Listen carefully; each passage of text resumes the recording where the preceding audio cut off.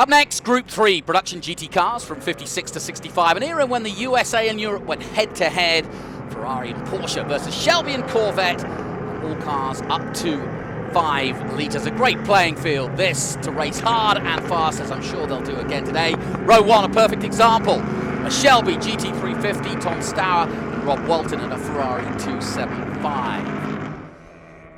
Row 2 sees Nick DeVitis in the Shelby GT350 and Jeff O'Neill, an absolutely gorgeous and priceless Ferrari 250 GTO. 60-degree V12 3-litre. Row 3 sees Mike Doyle in a Jaguar E-Type, and alongside him, Tancredi D'Amour in the Alfa Romeo. John Goodman in another Shelby Cobra 289 this time. Ranson Webster in another Porsche Abarth Carrera GTL from 61. Row 5, William Lyon in another Abarth GTL. Max Jamiesson in a 1957 Porsche 356, an absolutely gorgeous car. And then Ned Spiker in a Ferrari, one of just 18 in the world. Kurt Uzbay in a 1963 Shelby Cobra 289. Row 7, Steve Schmidt and Sandra McNeil, another Ferrari 250 GTO and another Porsche.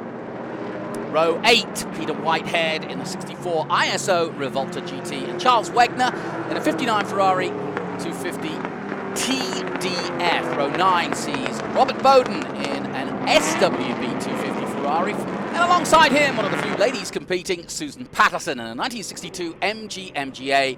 And at the back, row 10, Paul Christiansen in a 1956 Porsche 356A. A fantastic field, and many of these cars would have raced here at Sears Point when they were brand new. And I'm sure they'll race just as hard today in our Group 3 production GT cars as we get underway for the start of this one.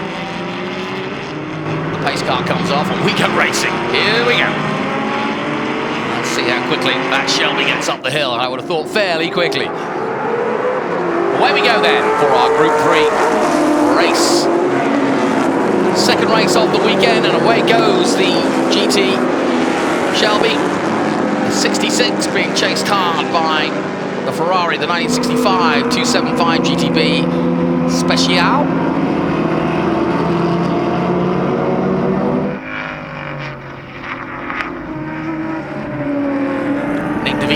In the number 40, just behind in third position in another Shelby. Just popping through shot, Ranson Webster in the 1961 Porsche Abarth Carrera. I really like that car, and I like this one too. There's nice Porsches in the middle of this thing. Following Ranson Webster down in 8th position. And I was wondering if Sandra McNeil would get out there, and she is. In the 11A.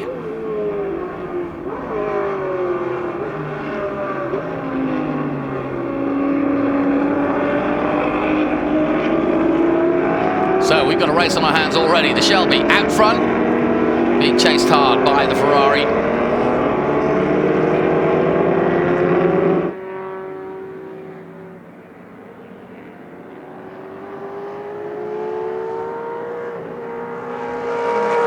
Walton at the wheel in second place on that 275 GTB. And he's holding pace with the Shelby for sure. And why not? And up the inside he'll come and he'll look for the overtake, but he has. Look at him. Nicely done. Into the lead goes the Ferrari. And this was a story of pretty much the day, which was American muscle against Ferrari's finesse, if you will. But in this period is when the American cars started making their name on the world scene. And of course, 66 very much a footnote for how Americans did, certainly at Le Mans. They weren't very happy, Ferrari. Oh, now there's a lot of stuff coming out of the back of that Shelby, and I don't know what it is. Let's hope it's not something that's going to stop him, because there was definitely fluid coming out of the rear of the car a moment ago. That could do one of two things. It could slow him down and have mechanical problems, or it could get some grease on his wheels and cause him to spin around. Let's hope that's not the case, because that's the hardest part of all, is not realizing that There's some fluid there, and suddenly you go from having lots of grip to being on an ice rink.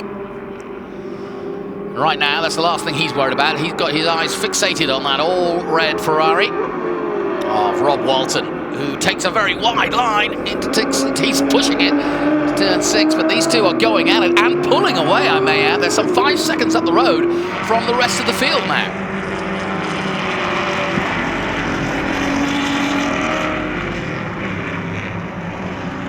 And I was about to say, yes, Ford made the big move in there. There's definitely something coming out of the back of that car. Let's hope it's not fuel. We'll take a closer look at both of the cars as they come out of this last corner. Rob Walton, though, in the 15 Ferrari, leads the way here in our 60s production cars. Now, take a look at the back of the Shelby as he heads up the hill again. That's when I first noticed it. Certainly not affecting him. He's on full throttle. Now, let's take a closer look at the back of him now. He's starting to slide around just a little.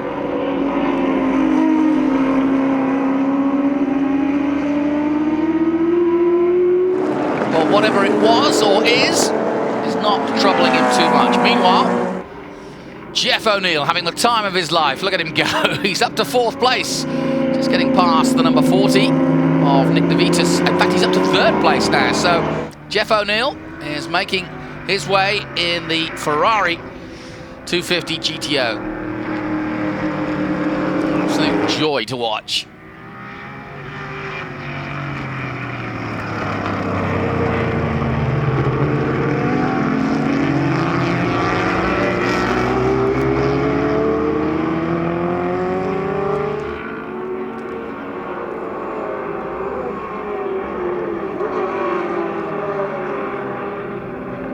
V12 engine as we go back to the leaders, and he's got the lead again, has the Shelby. So I say he's got problems. He doesn't look as though he's got any problems.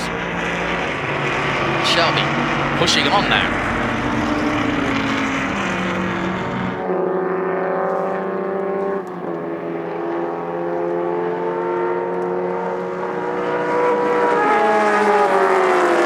Well, it sounds great, doesn't it?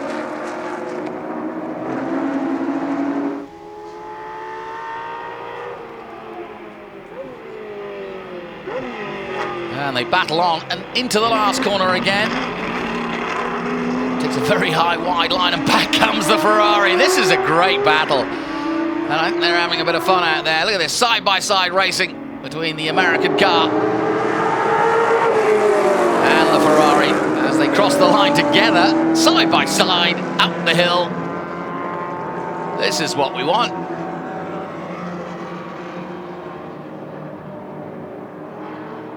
Hanging on to it for sure. And these two are way up the road. And Nick DeVitis and Jeff O'Neill. And O'Neill's just crossed the line down. These guys are way gone. And he's still in 3rd place. Nick DeVitis is in 4th. And then Mike Doyle is in 5th position.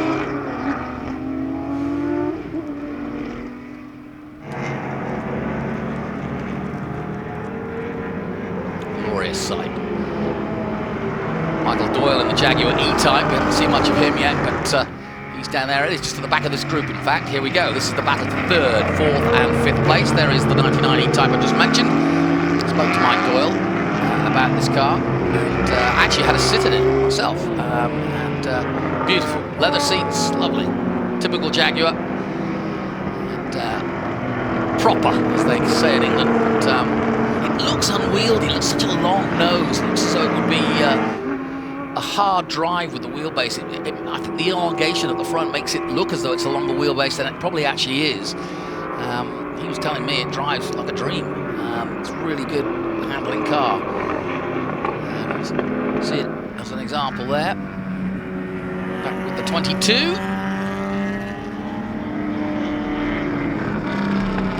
That's Robert Bowden in the 250 SWB.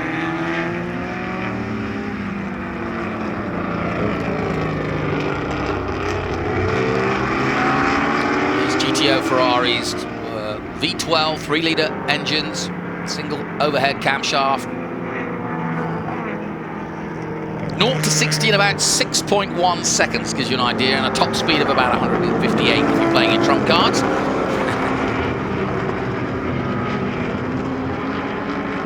But I bet fully tuned, it probably got up to down some of the bigger Monza and Hockenheims, probably up to 160, and again, if not more.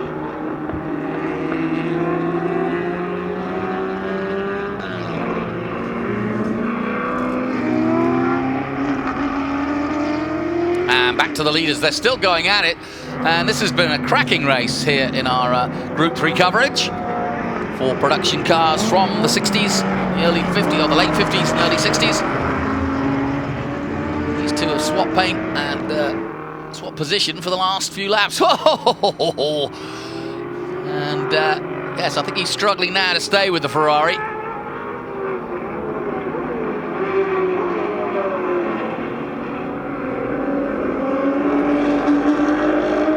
All in the hand movements. Look at how he's working the car, just going from oversteer to understeer and trying to just keep it all in one direction.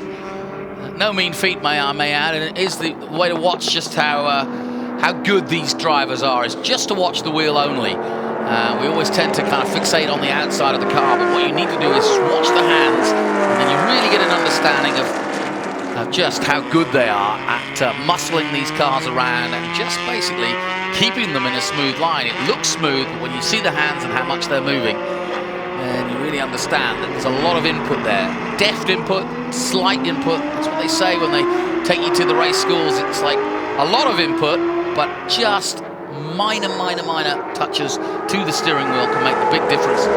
Just changing the trajectory of the car. The same is true of the feet. Now looking a little further down, there's Sandra Neal, and that battle for 12th, 13th, 14th. Sandra actually in 13th position, and the number 19 of Steve Smith just behind in 14th position. It's definitely one of my favourite cars out there.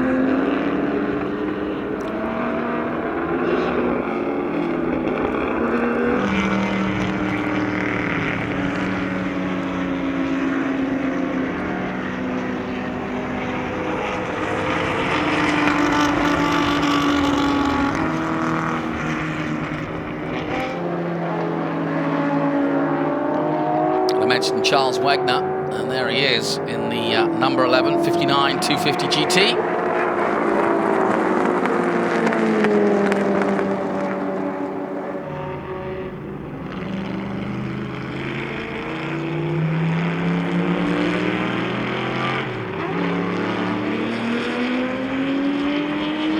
Sandra McNeil, a nice smooth line around there, but being chased hard by Schmidt.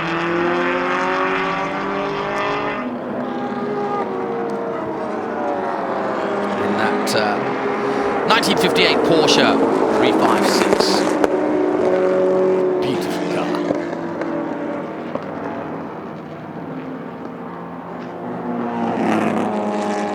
Rob Walton and Camillo Stour at the front have pulled up some 30 seconds ahead of Jeffrey O'Neill.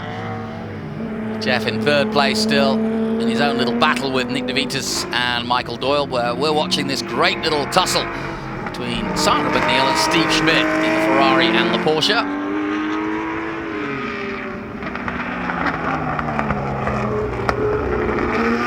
'62 Ferrari against that 1958 Porsche.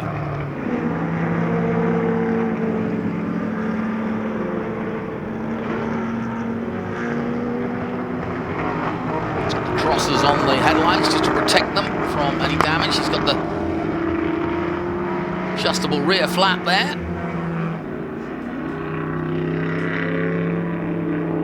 Now, is he going to make an overtake? No, I don't think he's going to get close enough here. The Ferrari just pulls away under the grunt.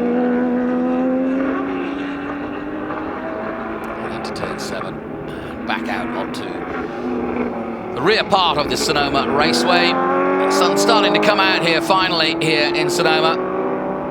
And hopefully we'll get a good clean afternoon of sunshine and good fun racing. Here's another battle. That's car number 22. That's Robert Bowden in another one of the Ferraris. 250 SWB.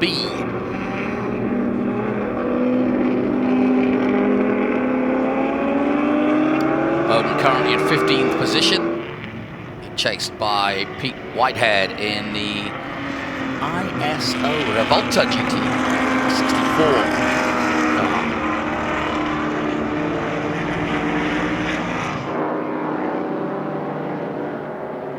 And just a reminder, as Robert Bowden marches on in the number 22. Just a reminder that we've got some exhibition laps coming up from the Formula One. That's at about 11:25 local time. And of course, coming up next, the Masters Historic Formula One for 3-litre Formula One cars. And I know Katie's been talking to some of the drivers, so we'll hear from some of them in a while before they head out, or at least during the race. As part of this festival, we want to talk to the drivers and get an idea of what they're dealing with while they're out there. Blue flags waving, and look at this. Here come the leaders again, and this battle continues. Here comes the leader. He's in the middle of the sandwich, the number 15. That's Rob Walton. And they've caught up with some back markers. The Shelby's still right with him. And as you saw, the marshal's doing a good job of letting Sandra McNeil know that they were coming through. And this race for the win continues. It's been an all-out battle. The Shelby led early on, right from the start, in the run-up to the hill, but the more nimble Ferrari has done a really good job of both using the traffic and using his time to perhaps negate the grunt of the Shelby. And oh, big mistake out of the right-hander there. Loses out and just has to catch himself, and therefore losing the lead again to Camilo Stour. But I think he's certainly got time to build again, and still cars in front. So, back goes the Shelby. And we're talking quite different in terms of 0 to 100 kilometers in 5.4 seconds. 0 to 200 kilometers, that is, in 23 seconds. And a quarter-mile time of 13.7. Of course, Americans always measure it in the quarter mile. That's the production version, these stats we're talking about. So a very, very powerful motor car. As Camilo Stour now takes the lead, and this is where he's powerful. He's up the hill using all the grunt, but the Ferrari's pretty nimble. Another car in front, and Jeffrey O'Neill still third place. But I don't think he's going to try to do any more than just take the podium.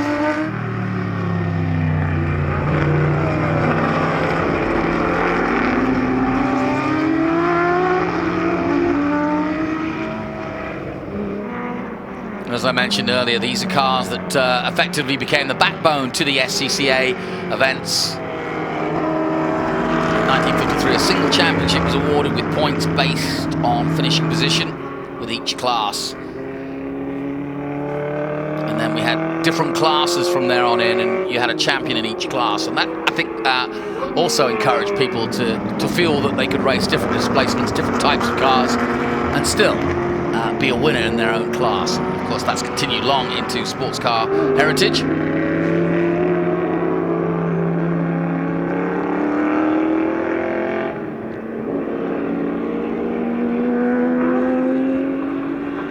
Back with the number 11.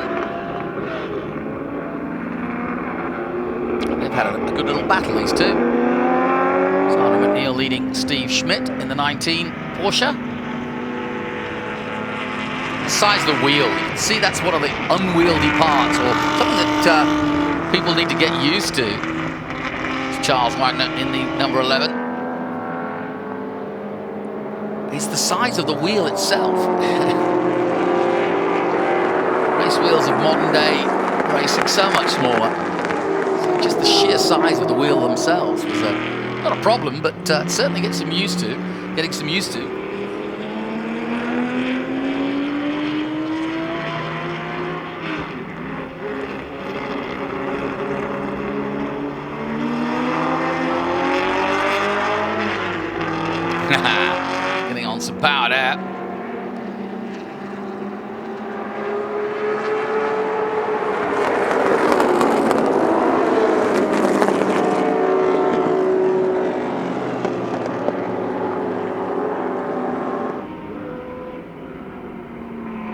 closing stages of this one. And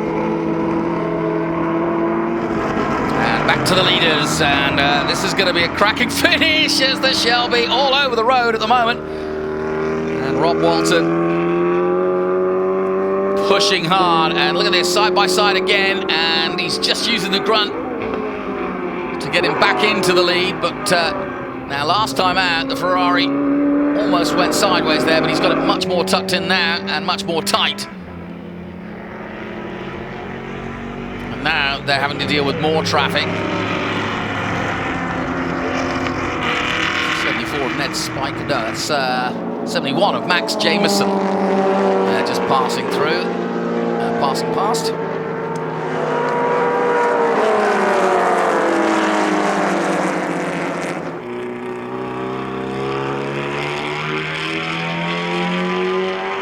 And they've now got some clear space to go and do a bit more racing. Coming into the last corner, nice tight line by Stout. But an even tighter line by the Ferrari. These two will not give it up, I love it. Out of the last corner they come, drifting the Shelby. And this will be the last lap now.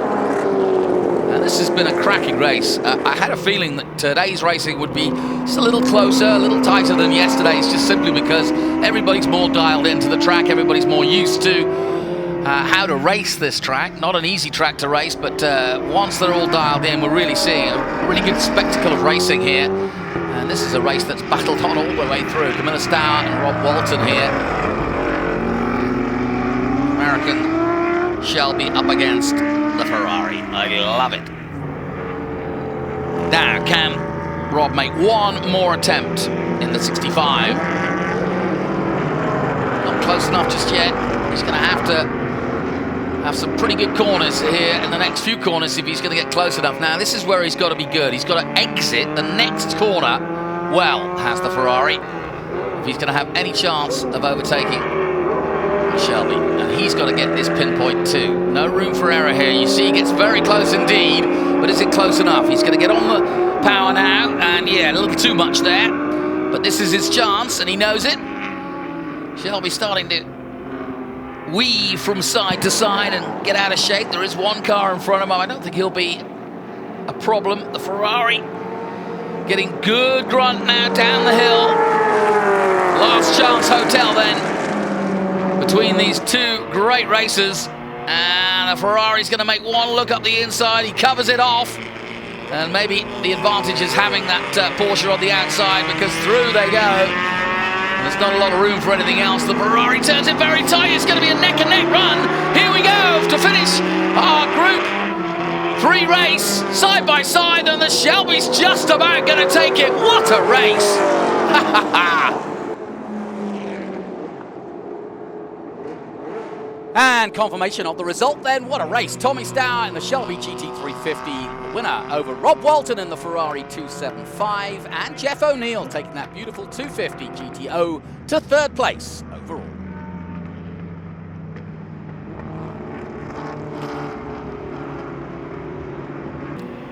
Now here's the closing stages. Oh, and around he goes. No!